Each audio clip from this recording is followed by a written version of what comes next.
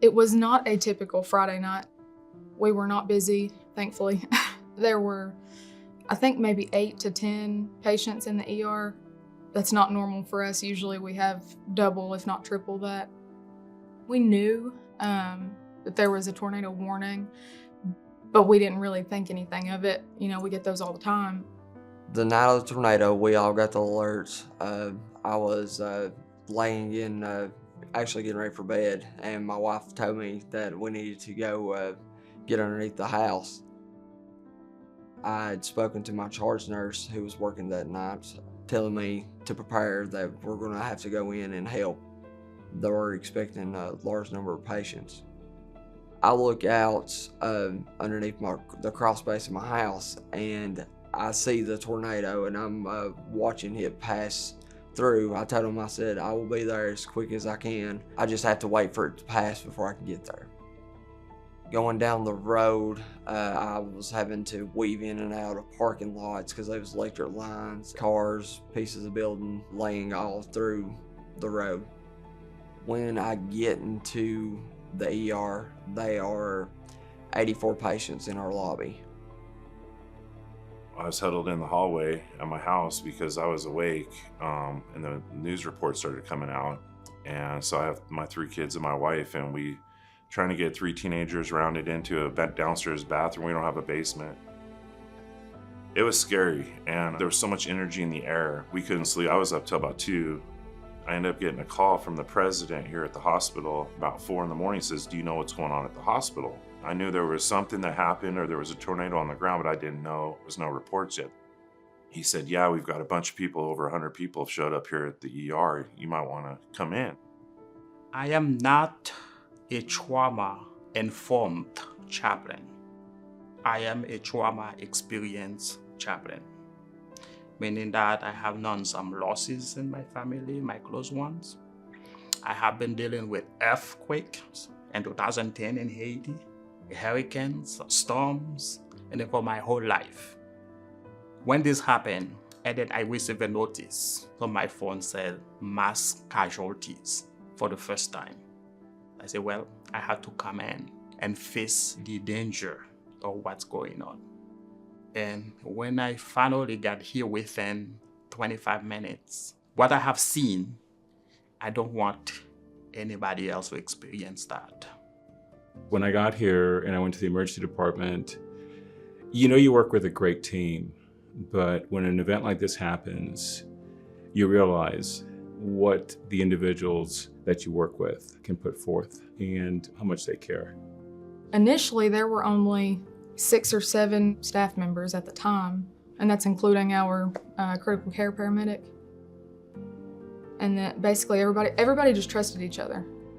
We have a 24-bed ER in our main side of our ER, and we had recently, probably about 4 months previous, we had opened up 14 more beds. During that time, we was using the full 24 in the ER that was all full, and the 14 beds over in our other ER side. Every single exam room was full. Some patients were being treated in the hall and triaged. The team was phenomenal. There's just really no words to describe what they were doing for really family, friends, neighbors.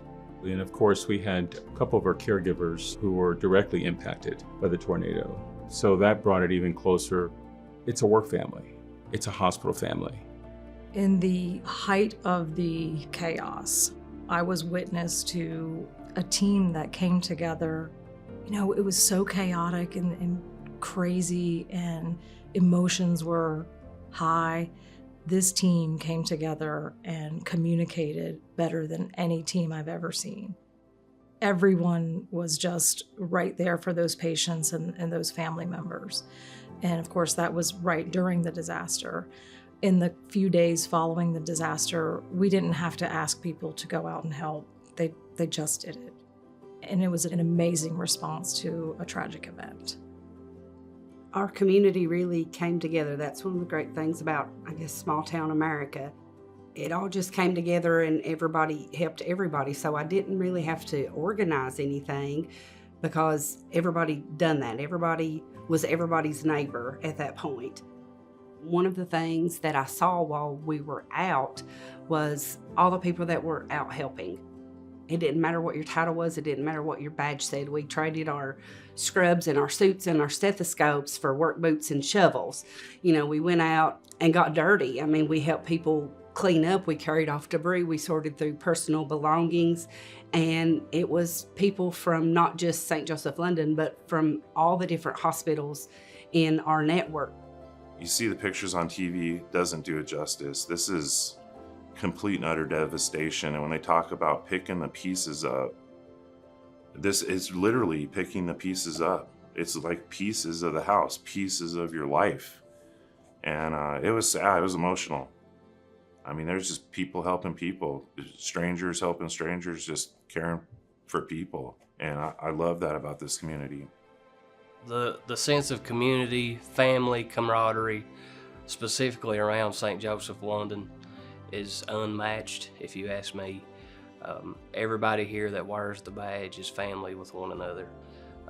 We create and work really hard on the culture of family. And when the time comes that somebody is in need, you don't have to ask somebody to help you. They're there waiting. I think the night of the tornado and the day following the tornado, we really saw human kindness. It's bigger than the four walls of our hospital. It's bigger than any building. It don't just stop at our door. It spreads like wildfire, and we saw that when we needed it most. It showed up when our whole entire community needed human kindness. It showed up from everywhere. So I think it was a great example of what we always talk about and what we want to be an example of the human kindness we show. I think we saw human kindness real in action.